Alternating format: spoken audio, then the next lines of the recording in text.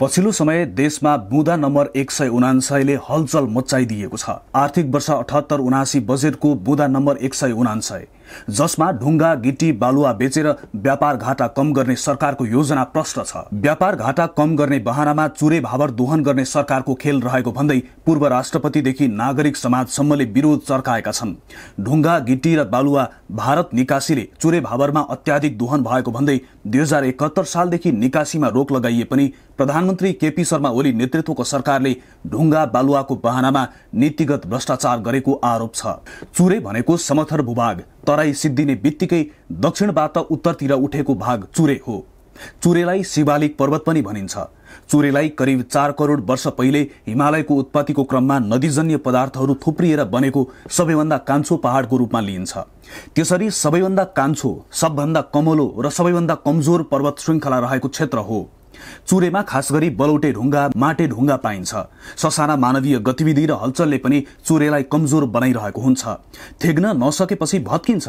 खुकुलो पत्रे चट्टान र कमलो माटोले बनेको यो भूभाग नेपालको पूर्वदेखि पश्चिमसम्मै फैलिएको छ। यसले देशको करिब 13% भूभाग ओगटेको छ भने पूर्वमा इलामदेखि पश्चिममा डडेलधुरासम्म 36 वटा जिल्लाहरूमा यो क्षेत्र फैलिएको छ। पूर्वदेखि पश्चिमसम्म यो देशभित्र 800 किलोमिटर तन्किएको छ भने यसको चौडाई 10 देखि 50 किलोमिटर रहेको छ। यो पाकिस्तानको इन्दस नदीदेखि नेपाल हुँदै भारतको ब्रह्मपुत्र नदीसम्म फैलिएको छ।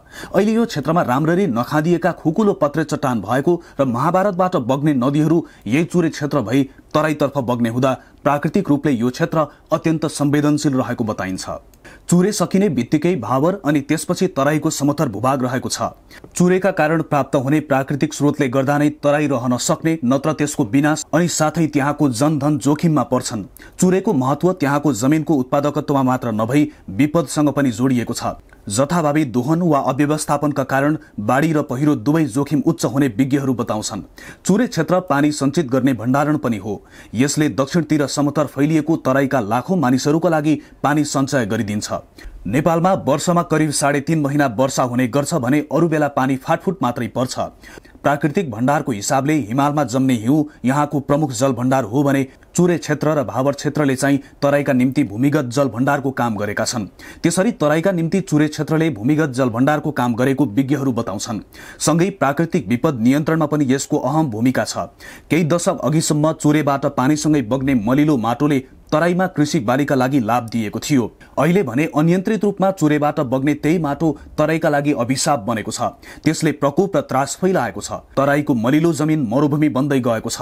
केही दशक यता विकासका गतिविधिले चुरेको फेदी र चुरेका खोजमा क्षयीकरण भएको छ। चुरे क्षेत्रमा अनियन्त्रित चरीचरण, खनजोत र अतिक्रमण पनि छ।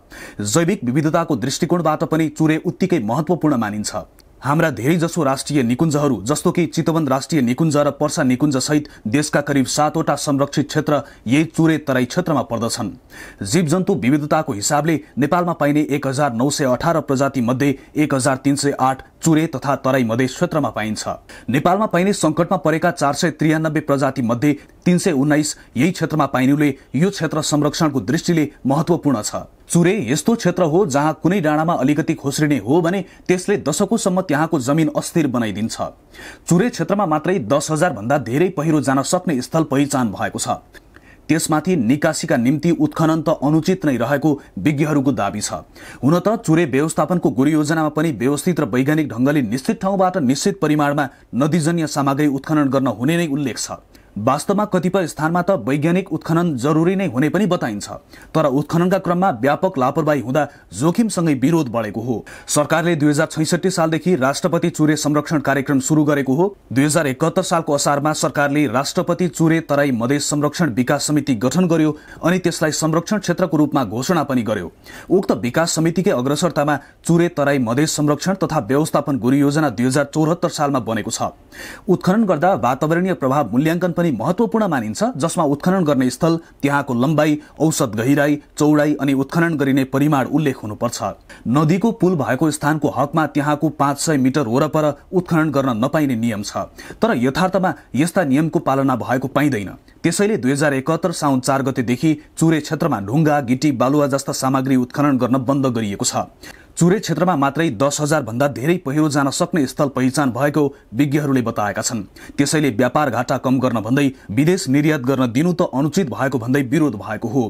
त्यसमाथि नेपालमै विकास निर्माणका कामहरू गर्नुपर्ने आवश्यक छ। त्यसका लागि पनि उत्तिकै निर्माण सामग्री चाहिनेमा भएको खनिज उत्खनन गर्दै दोहन गरेर क्षयीकरणसँगै खनिज अभाव हुने पनि निश्चित छ।